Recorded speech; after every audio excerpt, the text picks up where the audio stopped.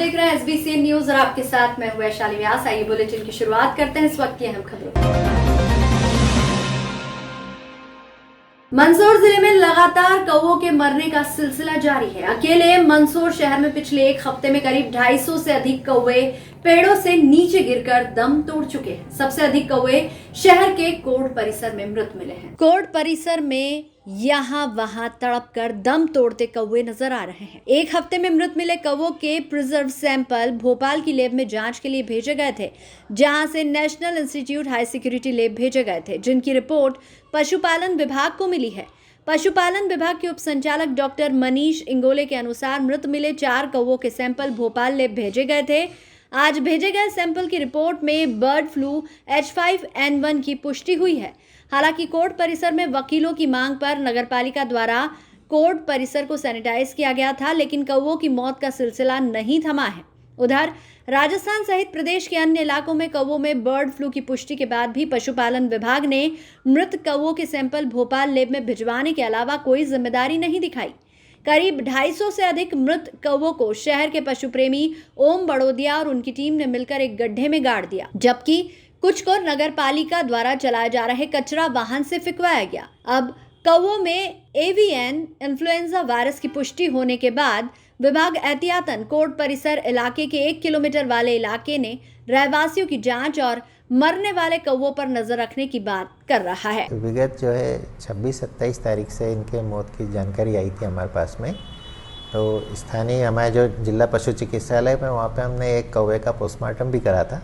तो उसमें हमें कोई ऐसे लीगली सिम्टम नहीं दिखे थे। एक जनरली भूख के कारण हमें उसमें सिम्टम नज़र आए थे।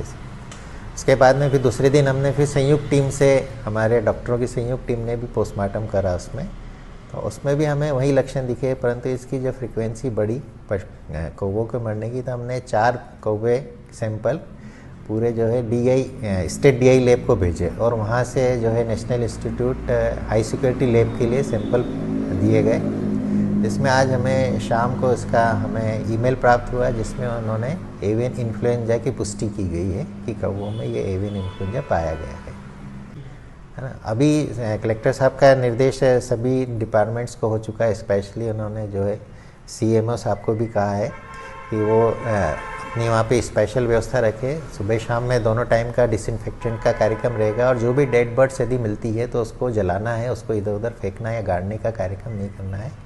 और साथ में CMHO साहब को भी उन्होंने निर्देशित कर दिया है कि वहाँ भी 1 किलोमीटर के रेडियस में परिवारों का सर्वेक्षण कर ले कि कोई इस प्रकार के सिम्टम जो बर्ड फ्लू में दिखते हैं ह्यूमन बींग्स में, वो सिम्टम के कोई मरीज़ तो नहीं है इसमें। और साथ ही फॉरेस्ट को भी निर्देशित करा है कि वो भी पूरे ज़िले में, स्पेशली बानपुरा क्षेत्र में जो अपना है, कि वहाँ पे भी देखें कि वहाँ कोई वाइल्ड लाइफ बर्ड तो नहीं आई है, या वहाँ पे जो कौवे हैं क्या उनमें कोई मौत तो नहीं हुई है इसमें। और यदि कुछ है तो उसके सारे फिर सैंपल हम लोग दूसरी जगह के भी सैंपल हम लेके भेजेंगे यदि कहीं बर्ड्स की मृत्यु की सूचना आती।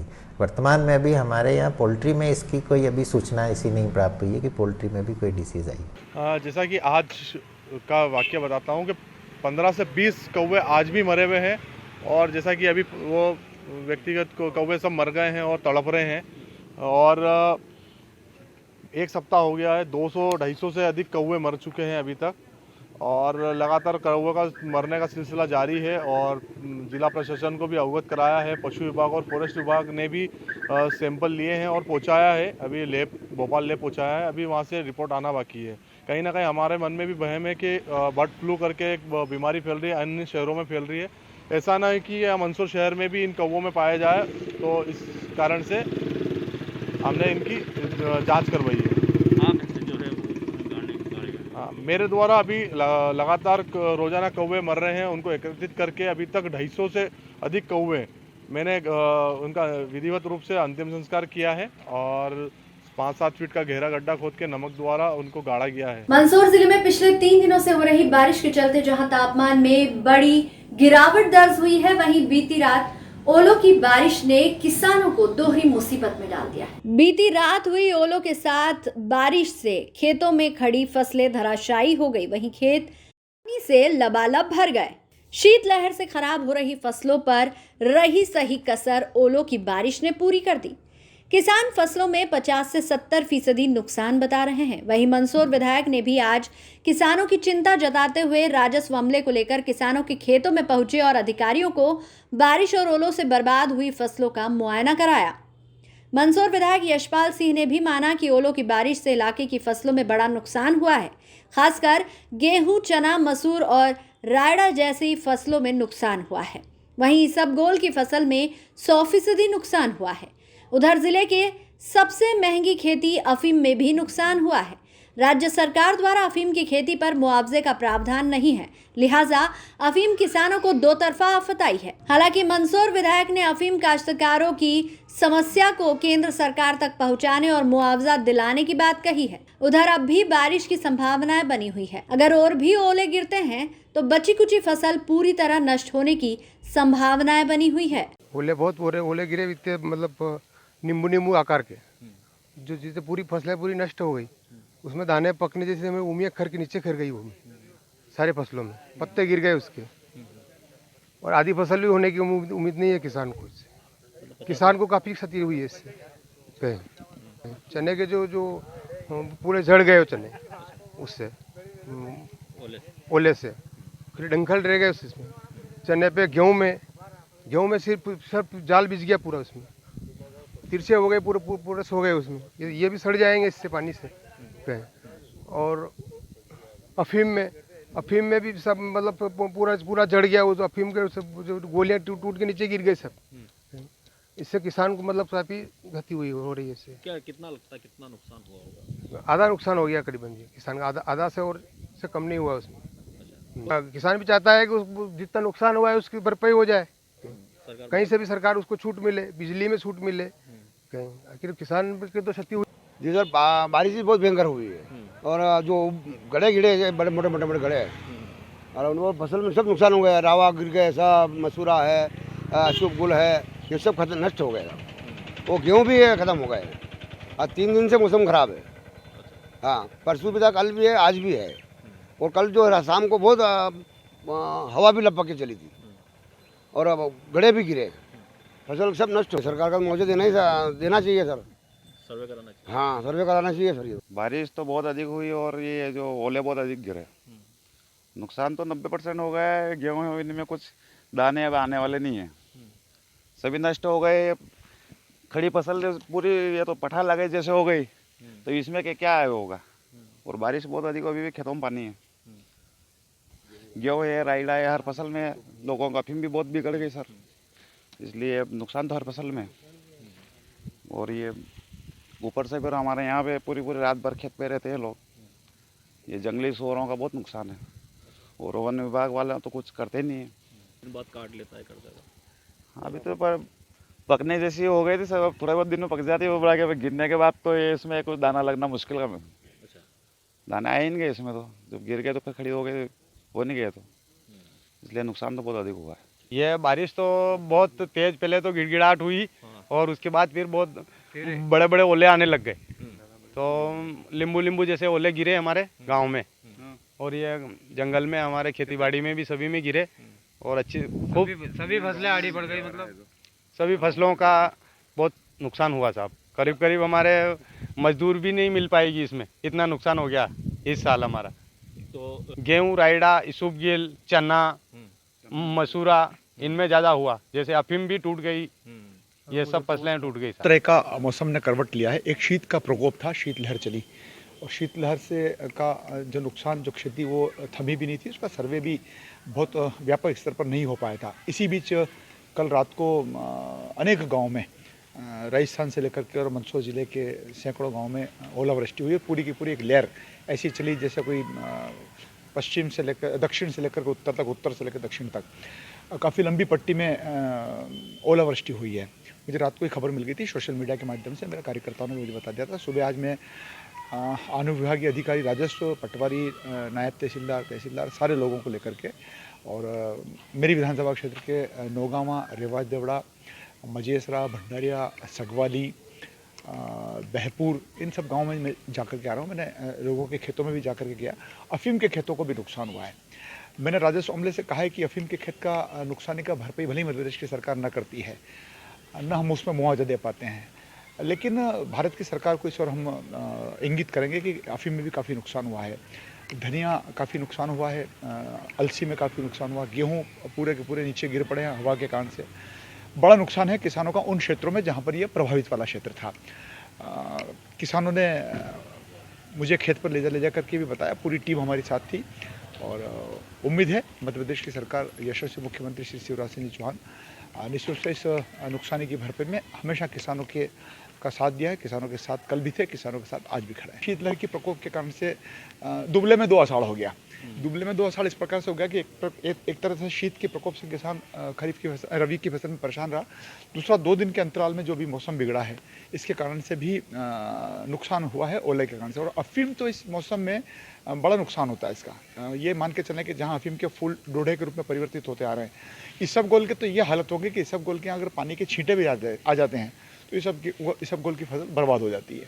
लेकिन ओलावृष्टि से भी इसबगोल की फसल में नुकसान हुआ है। मंदसौर जिले के भानपुरा थाना क्षेत्र के ग्राम लोटखेड़ी में 12 साल के मासूम शुभम जोशी की आत्महत्या का मामला सामने आया है। बालक मोबाइल पर पबजी गेम खेलने का आदी था। बताया जा रहा है कि बच्चे ने पबजी गेम की एक स्टेज पर पहुंचकर आत्महत्या की है। परिजनों के अनुसार बालक अपनी मां से बाथरूम जाने का कहकर गया था, जहां उसने बाथरूम के शावर पर रस्सी का फंदा बनाकर आत्महत्या कर ली। काफी देर तक जब बच्चा बाथरूम से नहीं निकला तो परिजनों ने बाथरूम का दरवाजा तोड़ बच्चे को बाहर निकाला, लेकिन तब तक काफी देर हो चुकी थी। 12 साल का शुभम परिवार का इकलौता चिराग था। मृतक बच्चे के दादा भानपुरा में वरिष्ठ अभिभाषक है। मिन्नतों के बाद 2 भाइयों के बीच हुए लड़के शुभम को बड़ा लाड प्यार मिलता था। उसकी हर ख्वाहिश परिवार में पूरी की जाती थी। शुभम दिन भर मोबाइल में पबजी और फ्री फायर खेलता रहता था। सोमवार के दरमियान भी वही मोबाइल पर पबजी गेम खेलते हुए बाथरूम में गया और आत्महत्या कर ली। भानपुरा थाना पुलिस ने मर्ग कायम कर जांच शुरू की है। क्षेत्र के लोटखेड़ी ग्राम में कल एक जोशी परिवार के 12 साल के बच्चे ने, जो एक लौता था अपने परिवार का, उसने मोबाइल पे वीडियो गेम की बात को लेके हैंगिंग कर लिया। जांच में पता चला कि उसके परिवार ने वीडियो गेम खेलने से मना किया था बच्चे को, तो बच्चे ने एकदम से दरवाज़ा बंद कर लिया और जब दरवाज़ा नहीं खोला, दरवाज़ा तोड़ना पड़ा, जब तक उसने रस्सी कूदने वाली रस्सी से हैंगिंग कर लिया था। सर, बहुत सारे बच्चे, जो छोटे बच्चे हैं, माँ बाप अपने बच्चों को मोबाइल देते हैं और काफ़ी सारे गेम खेलते हैं, तो ऐसे परिवार वालों को क्या कहना चाहेंगे, बच्चों को अपने हाथ में क्या मोबाइल देना चाहिए या नहीं देना चाहिए? आजकल ये जनरल हो गया है कि 2-3 साल के बच्चा ही मोबाइल का यूज़ करने लग जाता है। पेरेंट्स भी, उनकी माताएं भी काम में बिज़ी रहती हैं, वो मोबाइल दे देती हैं ताकि वो चुप हो जाए, परेशान ना करे और मोबाइल में बिज़ी रहे। धीरे धीरे ये देखा गया है कि जब वो 5-6 साल 10 साल का हो जाता है तो मोबाइल उसके जीवन का एक हिस्सा हो जाता है। अभी लॉकडाउन में स्टडी मोबाइल पे होने लग गई और काफ़ी सारी एजुकेशनल चीज़ें हैं मोबाइल, मतलब काफ़ी यूज़फुल है मोबाइल, लेकिन मोबाइल की आदत, मतलब 18 से 20 घंटे मोबाइल यूज़ आजकल के बच्चे करते हैं। उनको पूरा ऑपरेट कर लेते हैं मोबाइल को, वो उनको मोबाइल के आदी हो चुके हैं। ना उनका सोशलाइजेशन हो पाता है और फिज़िकली रूप से भी वो काफ़ी, उनकी आंखें कमज़ोर हो जाती हैं, उनका शरीर कमज़ोर हो जाता है, डेवलप नहीं हो पाता है, ना उनकी बाहर उनका सोशलाइजेशन हो पाता है। मोबाइल के जो डिमेरिट्स हैं वो काफ़ी अभी देखने में आए हैं, ये उसका एक जीवित उदाहरण है। मंदसौर में मृत पाए गए कौवों में बर्ड फ्लू की पुष्टि होने के बाद अलर्ट जारी किया गया है। देर रात पक्षियों में बर्ड फ्लू की रिपोर्ट पॉजिटिव आने के बाद आज सुबह नगर पालिका अमले ने कोर्ट परिसर को सैनिटाइज किया। वहीं प्रशासन के अमले ने शहर में चिकन बिक्री की दुकानों को बंद करवाया है। जिन दुकानों में मुर्गे मुर्गियां स्टॉक में रखी गई थी उन्हें वहां से हटाया गया है। वहीं अगले 15 दिनों के लिए दुकानों को बंद करने के निर्देश दिए हैं। सुबह से प्रशासन और नगरपालिका का अमला शहर में घूमकर नॉनवेज की दुकान बंद करवाता नजर आया। गौरतलब है कि मंदसौर शहर के कोर्ट परिसर इलाके में पिछले एक हफ्ते में करीब 250 से अधिक कौवों की अचानक मौत हो गई।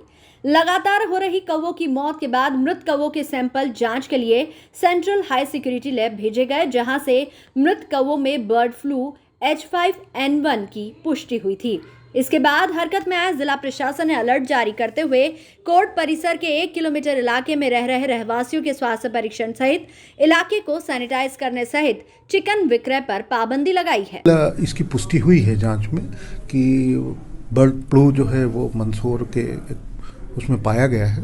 तो उसके लिए डीएम साहब के द्वारा कल ही हम लोगों को निर्देशित कर दिया गया था कि जो कोर्ट वाला एरिया है उस एरिया का स्पेशली जो है वो सैनिटाइजेशन दोनों वक्त किया जाए, विशेष सफाई अभियान चला जाए और आसपास के क्षेत्रों की जो दुकानें हैं चिकन और अंडे की, उनको जो है आगामी 15 दिवस के लिए जो है वो बंद कराया जाए।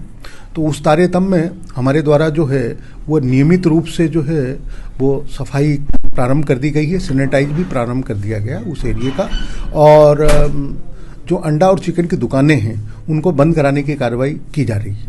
बर्ड फ्लू को माननीय कलेक्टर महोदय साहब के आदेश अनुसार बर्ड फ्लू की आशंका को देखते हुए अंडा और चिकन की दुकानों को बंद करवाया जा रहा है आगामी आदेश तक। कितने दिन तक का आदेश? 15 दिवस अभी थे, मगर फिर भी अगर ये बढ़ता हुआ दिखा तो इसको और आगे भी बढ़ाया जा सकता है।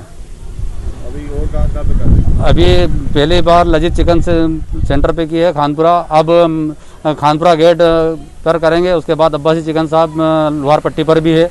जहाँ जहाँ भी जितनी दुकानें होगी मंदसौर शहर में जो नगर पालिका के क्षेत्र के अंतर्गत आती होगी सभी दुकानें बंद कराई जाएगी। अनुमानित कितनी दुकानों को चिन्हित किया गया? अनुमानित 10 दुकानें कम से कम बड़ी दुकान है। कुछ किलोमीटर के हिसाब से दर्ज किया गया सर अभी ऐसा तो ध्यान में नहीं है, मगर हाँ फिर भी नगर पालिका सीमा में जितनी भी आएगी सब बंद कराई जाएगी। आपका नाम? सर मेरा कहने का मतलब ये है कि अभी 1 साल से कोरोना वायरस के चक्कर में मुर्गा बिल्कुल, जब से कोरोना वायरस आया ही नहीं था उससे पहले से मुर्गा सस्ता हो गया था, तो उसके चलते चलते पहले ही धंधा पूरा ख़त्म हो गया था। उसके बाद में अभी फिर इतने टाइम बाद में धीरे धीरे धंधे में रोटेशन आया है, उसके बाद में फिर वापस ये बर्ड फ्लू की आशंका है, ऐसा करके दुकान वापस बंद हो गई है। तो सर अगर ऐसे ही चलता रहा तो हम क्या करेंगे और जो हमारे कार्यकर्ता है वो क्या करेंगे? इस धंधे से बहुत सारे लोग जुड़े हुए हैं, बहुत सारे किसान जुड़े हुए हैं, सब ये काम करते हैं। अगर ये वापस से ऐसा हो गया तो ये क्या है कि मतलब बहुत वो हो जाएगा सर, नुकसान बहुत होगा ना सर। अभी महंगा बहुत चल रहा है माल, उसके बाद अभी हम अपनी दुकान के अंदर 70-80 हज़ार रुपये का माल पड़ा, इस माल को हम कहाँ ले जाएंगे? इसको कहीं और बेचना पड़ेगा, सस्ते रेट में बेचना पड़ेगा। तो सर इन सब सरकार को इन सब बातों पे ध्यान देना चाहिए सर, कुछ भी निराकरण इसका निकालना बहुत ज़रूरी है सर। कोरोना महामारी से जूझ रहा देश अब कई हिस्सों में बर्ड फ्लू की महामारी से चपेट में आ चुका है। मध्य प्रदेश के इंदौर, मंदसौर और आगरमालवा सहित कई जिलों में बर्ड फ्लू की पुष्टि हो चुकी है। मंदसौर जिले में भी करीब 1 सप्ताह में 250 यानी कि 250 से अधिक कौवे अब तक दम तोड़ चुके हैं। पिछले एक दिन पूर्व जो मृत कौवे थे, 4 कौवे का सैंपल जो है भोपाल के हाई सिक्योरिटी लैब में पहुंचाया गया था, जिसके बाद उस रिपोर्ट के अनुसार कौवे में बर्ड फ्लू की रिपोर्ट पॉजिटिव आई, बर्ड फ्लू की पुष्टि हुई। बर्ड फ्लू की पुष्टि होने के बाद अब मंदसौर जिला प्रशासन में हड़कंप मच चुका है। प्रशासन द्वारा जिले में विशेष रूप से अलर्ट जारी कर दिया गया है। मंदसौर के खास तौर पर कोर्ट परिसर में सबसे अधिक कौवों की मौत हुई, लिहाजा कोर्ट परिसर के उस इलाकों को विशेष रूप से सैनिटाइज करवाया गया। साथ ही मंदसौर नगर पालिका को जिला कलेक्टर ने निर्देशित किया कि आगामी दिनों तक कोर्ट परिसर की विशेष साफ सफाई अभियान चलाया जाए। इसके साथ ही कोर्ट परिसर के 1 किलोमीटर के दायरे में रह रहे रहवासियों का स्वास्थ्य प्रशिक्षण भी कराया जाना है। इसके साथ ही शहर में संचालित होने वाली तमाम चिकन की दुकानों को जो है बंद कराना है। कलेक्टर के आदेश के बाद मंदसौर नगर पालिका के कर्मचारी जो हैं शहर की चिकन दुकानों को बंद कराने के लिए निकले। तस्वीरें अभी कुछ देर पहले हमने आपको दिखाई। उन चिकन दुकानों में करीब 10 ऐसी बड़ी दुकानें हैं शहर की जिन्हें चिन्हित किया गया है और उन्हें बंद कराने के लिए नगर पालिका का अमला सुबह से जो है शहर में मौजूद था। आपको बता दें कि बर्ड फ्लू एक गंभीर बीमारी है पशुओं के लिए, जैसा कि शुरुआती तौर पर यह कौवों में थी, कौवों में नजर आई है और आगे संभवतः ये अन्य पशु पक्षियों में भी देखी जा सकती है। लेकिन फिलहाल मंदसौर जिले में और ऐसे कोई पशु पक्षी सामने नहीं आए जिनमें कि बर्ड फ्लू देखा गया हो। कौवों की बड़ी मात्रा में यहाँ पर मौत हुई है। कौवों की मौत के बाद जो मंदसौर शहर के एक समाजसेवी युवा है ओम बड़ोदिया, उनके द्वारा मृत कौवों को जमीन में गड़वाया गया सुनिश्चित तरीके से। लेकिन मंदसौर कलेक्टर ने अब आदेशित किया है कि मृत कौवों को गाड़ना नहीं है, ना ही फेंकना है, बल्कि उन्हें व्यवस्थित ढंग से जलाना है।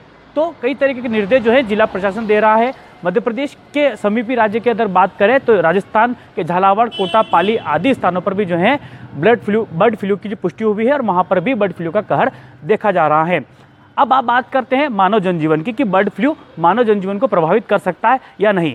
इसके लिए फिलहाल जो है ज़्यादा खतरे वाली बात नहीं है, लेकिन हाँ मानव जनजीवन को भी जो है बर्ड फ्लू का खतरा हो सकता है। सामान्य लक्षण की यदि बात करें तो जो चिकित्सक है चाहे विशेषज्ञ है उनकी माने तो सामान्य लक्षण में जो नॉर्मल बुखार है, निमोनिया है, ये जो बर्ड फ्लू है मनुष्य में आँख, नाक, मुंह आदि के द्वारा प्रवेश कर सकता है। तो निश्चित तौर पर जो मृत कौवे हैं उनसे जो है दूरी बनाना है, मास्क लगाए रखना है और सावधानी बरतना है, तभी मानव जनजीवन भी इस बर्ड फ्लू के खतरे से बच सकता है।